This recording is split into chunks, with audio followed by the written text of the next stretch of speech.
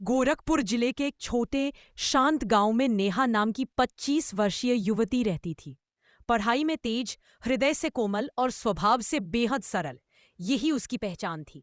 उसने बीएड तक की शिक्षा पूरी की थी, जो उसके समाज में बहुत बड़ी बात मानी जाती थी। छाती के दाईं ओर जन्म से बना एक लाल निशान उसे बाकी लड़कियों से अलग पहचान देता था।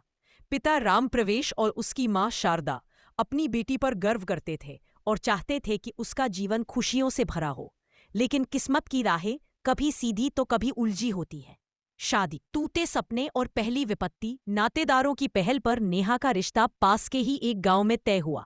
लड़का सरकारी नौकरी में था। घरवालों ने भी अच्छे संस्कार और अच्छे घर का आश्वासन दिया। नेहा और उसके परिवार ने यही समझा कि बेटी का भविष्य सुरक्षित हाथों में जा रहा है। शादी धूमधाम से हुई, पर खुशी ज्यादा दिनों तक टिक नहीं पाई।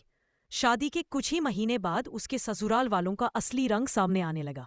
नेहा पर आए दिन ताने पड़ने लगे, तू कुछ लेकर नहीं आई, तेरे मायके वालों को देना सिखा, तेरी जैसी बहू से क्या होगा।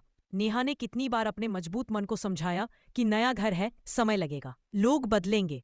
लेकिन कभी कभी समय भी इंसानों जितना कठोर हो जाता है। एक दिन तो बात हद पार कर गई। उसके ससुराल वाले उसे घर से बाहर निकाल कर चले गए। वह दरवाजे पर खड़ी रही, हाथ जोड़ती रही, पर किसी का दिल न पसीजा। शारदा का टूटा हुआ कलेजा, रात के अंधेरे में जब नेहा रोती हुई मायके पहुंची, शारदा का दिल जैसे किसी ने निचोड़ दिया हो। एक माँ अपनी बेटी का दुख कैसे सह सकती है। उसने नेहा को सीने से लदाया और बोली, बेटी तू चिंता मत करना, तेरे साथ जो भी गलत हुआ है इसका न्याय खुद माँ दुर्गा करेंगी। नेहा थक चुकी थी, शारीरिक भी और मानसिक भी, लेकिन शारदा के शब्दों ने उसमें नई सांसें भर दी। उस रात शारदा सो नहीं पाई। वह केवल माँ दुर्गा के सामने बैठी जप करती रही, दुख हरणी दुर्गे, मेरी बेटी की लाज रखना। नवरात्रि आने वाली थी। शारदा ने मन में संकल्प लिया कि वे पूरे 9 दिन पढ़ाई से व्रत रखेंगी, लेकिन इस बार वह कोई दान दक्षिणा स्वीकार नहीं करेंगी। उनका व्रत सिर्फ एक उद्देश्य के लिए था, नेहा का जीवन फिर से खुशहाल करने की प्रार्थना। नवरात्रि का पहला दिन, एक नई शुरुआत।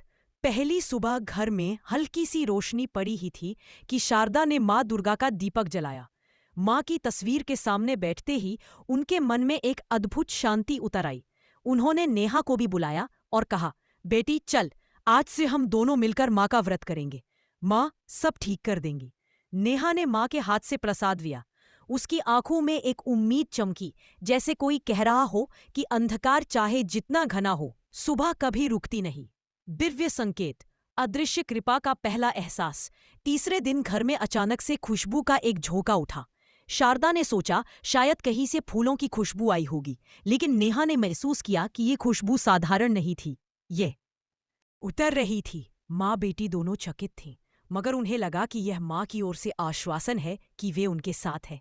उसी रात नेहा ने एक सपना देखा, सफेद रोशनी से घिरा हुआ एक मंदिर, और मंदिर की सीढ़ियों पर एक तेजस्वी स्त्री खड़ी।